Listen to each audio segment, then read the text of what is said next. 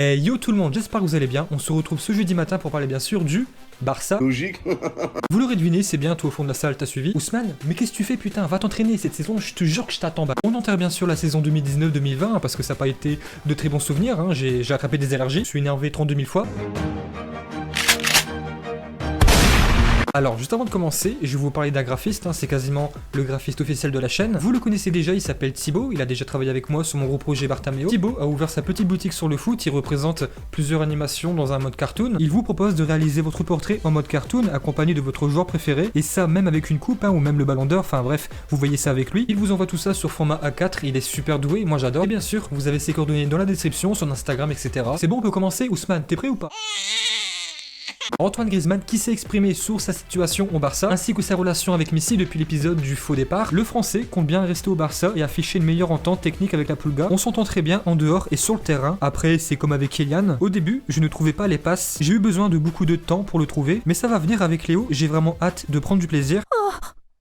Je ne sais pas pourquoi les gens inventent un peu des destinations pour voir si un jour ils vont trouver. Je suis très bien là-bas, j'ai la confiance du club et du coach, donc je suis bien. C'était une saison très compliquée pour moi et pour tout le monde. Là, on repart de plus belle. J'ai vraiment envie de connaître le nouveau coach, même si j'ai déjà parlé avec lui au téléphone. Mais en face, ce n'est pas pareil. J'ai hâte de retrouver les coéquipiers et envie de tout faire pour gagner les trophées. Ça a été une saison blanche, ça faisait très longtemps pour le Barça, et j'ai envie d'aider mes coéquipiers pour gagner. Moi, Antoine, je le sens super sincère, c'est un joueur fait pour le collectif, pour le sublimer. Qui ne pense pas qu'à lui, on l'a vu récemment, il y a déjà 2 ans la Coupe du Monde, il a vraiment compris que Mbappé est monté en puissance et qu'il s'est un petit peu éclipsé pour qu'il puisse vraiment tout exploser. Mais quand il signe au Barça, il vient pas en mode sauveur, celui qui va être le héros, parce que le héros, Bartomeu a décidé que ça allait être lui. Griezmann, peu importe où il joue, il a toujours privilégié le collectif, le club, veut sublimer le jeu. Et moi, j'ai toujours dit, si vous me connaissez depuis vraiment un petit moment, je le dis depuis 1 an maintenant, depuis que j'ai créé la chaîne, si Griezmann, s'il avait été là 1 an avant, donc juste après la Coupe du Monde, le timing aurait été vraiment très bon, il aurait fait un shot. Alors que là, le shot, il fait une grosse merde. Et il y a plus de PQ. Ousmane, bien nettoyé. Ça, bien sûr, on pourra jamais savoir, mais moi, je suis persuadé vraiment à 300% qu'il aurait été meilleur, le timing aurait été vraiment très très bon, il aurait gagné la Coupe du Monde, la Ligue Europa, et surtout au Barça, donc la saison 2018-2019, le collectif était vraiment meilleur. Après bien sûr, il s'entend bien avec Messi, c'est normal, Messi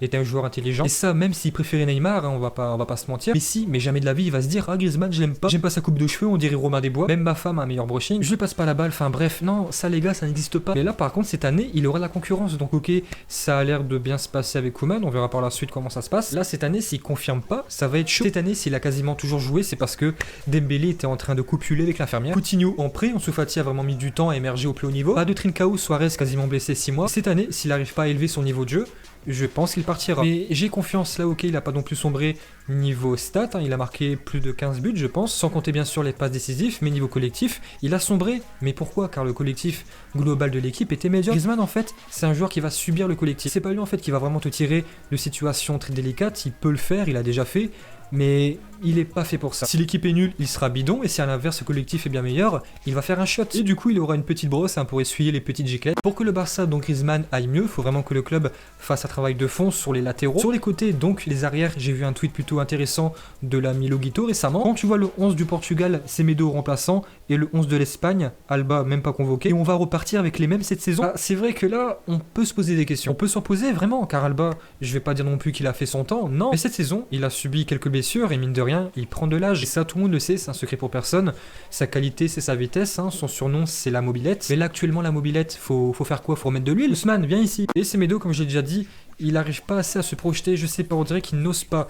Et c'est ça qui m'énerve en fait. Il peut le faire, il a largement les capacités, mais je sais pas, il y a un bug dans son cerveau. Et surtout en 3 ans, il n'a jamais su vraiment à s'imposer à 100%. C'est vrai que ça peut faire flipper, mais bon, je me dis aussi qu'avec un nouveau coach, on peut avoir des bonnes surprises, comme des mauvaises. Le Barça prend les devants, et à en croire les informations, le club a réactivé l'option Bellerin, qui est aussi convoitée par le PSG. Je rappelle que le joueur d'Arsenal a 25 ans, il a été formé à la Masia, et pour l'avoir, ça va pas trop être facile. Leonardo a apparemment confirmé qu'il avait besoin et que sa priorité ça allait être un latéral droit vu que Meunier est parti. Le Barça aurait donc un concurrent sérieux. En Catalogne, le quotidien Sport relance lui le vieux serpent de mer d'un retour de Bellerin au Barça, là où il avait été formé avant de rejoindre très tôt les Gunners. En cas de vente estivale de Nelson Semedo, que d'autres médias disent proche de prolonger, le Barça aurait sondé le club londonien pour le latéral droit. Selon Sport, Arsenal aurait fait savoir au Barça que Bellerin était disponible cet été pour entre 20 et 25 millions d'euros, soit un chiffre bien éloigné que celui glissé par The Independent. Dans ce dossier, c'est difficile d'y voir clair. La semaine passée, The Guardian, désolé, je sais pas comment on prononce, affirmait pour sa part que le PSG avait déjà proposé une offre de 28 millions d'euros. 25 millions d'euros pour lui, honnêtement, je saurais pas dire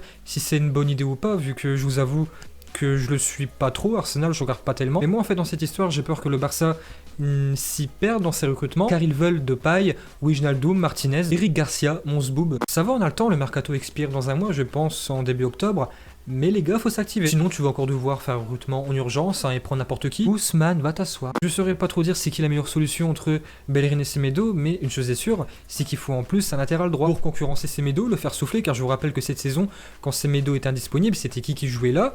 C'était Roberto ou Jordi Alba. Jordi Alba qui est fait pour jouer à gauche. Roberto qui est bien meilleur en relayeur et qui d'ailleurs Koeman a accordé beaucoup de confiance. Donc je pense qu'à ce prix-là, c'est une bonne idée. Mais Barcelone veut aussi Eric Garcia, a déjà formulé une offre de 10 millions d'euros qui a été jugée trop faible. À Manchester voudrait minimum 15 millions. Donc là, si j'ai bien compris, tu es en train de négocier Garcia pour 10 millions, Bellerin pour 20 millions, Depay pour 25 et Wijnaldum encore plus. Tu te prends un râteau aussi par l'Inter pour Martinez. Donc Bartomeu et compagnie, vous faites quoi là? Faut arrêter de se... Comme j'ai dit, Koeman, je lui fais confiance, je compte sur lui vraiment pour prendre soin de son effectif. Il a déjà commencé, il a parlé avec Messi, Griezmann et apparemment il aurait donné un coup de fil à Coutinho pour dire, comme Griezmann en fait, qui comptait vraiment sur lui pour cette saison, qu'il allait être un élément majeur. De retour de son prêt au Bayern, le milieu offensif Coutinho, 28 ans, 38 matchs et 11 buts, toutes compétitions confondues, va bel et bien rester au Barça, où le nouvel entraîneur Ronald Koeman compte bien lui donner une seconde chance. Comme l'a confirmé l'agent du Brésilien, oui, il jouera à Barcelone. Koeman l'a appelé juste après la victoire en Ligue des Champions avec le Bayern Munich. Il lui a dit qu'il était complètement dans ses plans et qu'il aimerait qu'il revienne. Le Barça l'a convoqué le 7 septembre, mais Coutinho est revenu un petit peu plus tôt. Il ne voulait pas perdre de sa condition physique, très motivé. L'ancien des Reds compte vraiment en finir avec son image de flop qui lui colle à la peau depuis son arrivée pour 160 millions d'euros, bonus compris en janvier 2018. Comme j'ai dit plusieurs fois, Coutinho sur le point de vue économique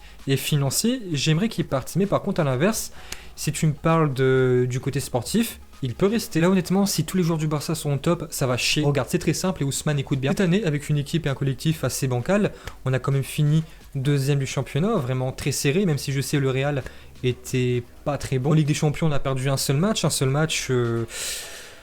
Enfin bref, mais on a tenu longtemps. Je vous jure, cette année, le Barça, c'était une équipe bancale. Dembélé en cuisine, Messi blessé en début d'année, Suarez qui a été absent quasiment 6 mois, Coutinho en prêt au Bayern et après des blessures comme Jordi Alba, De Jong, enfin bref. On a quand même tenu très longtemps, mais bon, au plus tu avances dans la saison, que ça soit en championnat ou en Ligue des Champions, c'est les détails qui comptent. Et puis voilà, c'est tout pour moi pour aujourd'hui, peut-être, on se retrouve peut-être après. Et bien sûr, yo tout le monde. Et bien voilà, j'espère que vous avez aimé cette vidéo. Si c'est le cas, abonnez-vous à la chaîne Oto à mon Barça, un commentaire, un pouce bleu, ça nous fait plaisir. Et nous on vous dit à la prochaine. Yo tout le monde!